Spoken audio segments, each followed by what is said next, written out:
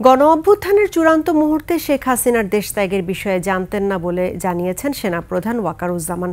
তবে ওই সময় দেশত্যাগ না করলে অনাকাঙ্ক্ষিত হত্যার মতো ঘটনার আশঙ্কা ছিল বলেও জানান তিনি। উত্তর আমেরিকা ভিত্তিক নাগরিক টেলিভিশনকে দেয়া টেলিফোন সাক্ষাৎকারে এসব কথা বলেন সেনাপ্রধান। সাক্ষাৎকারে সংস্কারের পক্ষে গুরুত্ব আরোপ করে তিনি বলেন, ১৬ বছরের জঞ্জাল ১৬ দিনে মিটবে না, তবে ১৬ মাসে মেটানো গেলে তা হবে ভালো কাজ। বিস্তারিত জানাচ্ছেন আদিত্য মামুন। উত্তর আমেরিকা ভিত্তিক নাগরিক টেলিভিশনের সাথে টেলিফোন সাক্ষাৎকারে সমসাময়িক নানা প্রসঙ্গে কথা বলেন সেনাপ্রধান জেনারেল ওয়াকারুজ্জামান। প্যানিক সৃষ্টি করা যাবে না, অবশ্যই যারা যারা দোষী তাদেরকে খুঁজে বের করে শাস্তি দিতে হবে। একমাত্র ওয়ালটন এসি দিচ্ছে 1 বছরের রিপ্লেসমেন্ট গ্যারান্টি।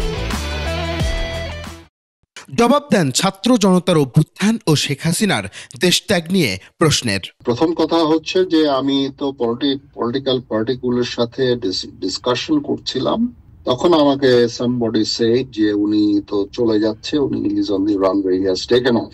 এটা আমি জানতাম না যে that she is living the country. তারপরেও আমি মনে করি যে থাকলে তখন ওনার লাইফ রিস্ক হতে পারত। এই ইস্যুস গুলো আছে। এখন ডেফিনেটলি কেউ চাবে না যে একজনের এক্সট্রা জুডিশিয়াল কিলিং হোক। পরিস্থিতি অত্যন্ত ভোলাটাইল ছিল।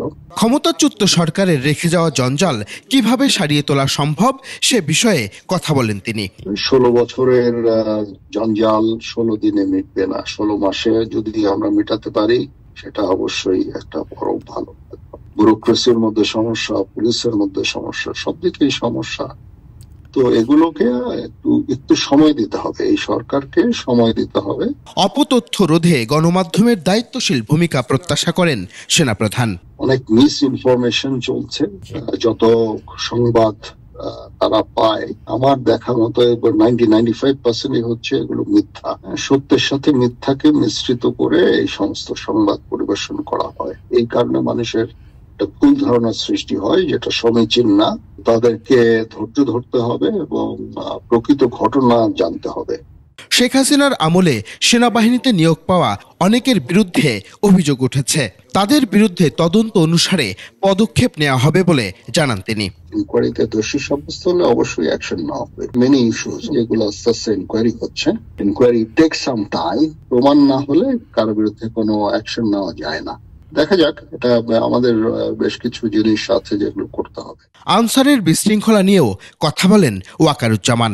ওটা তো আমরা অ্যাকশন নিয়েছি, 9 ডিভিশন কাজ করেছে এবং আনসারদের নিবৃত্ত করেছে।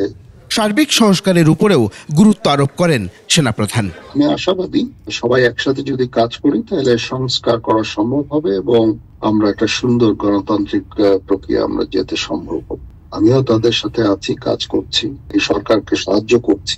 ইনশাআল্লাহ আমরা সেই লক্ষ্যে যেতে হবে, কারণ এখান থেকে ফেরত যাওয়ার আর কোনো অবকাশ নাই আমাদের। এমন সময়ে সবাইকে ধৈর্য ধরার আহ্বানও জানান তিনি।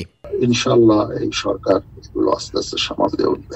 আদিত্য মামুন, 21 টেলিভিশন, ঢাকা।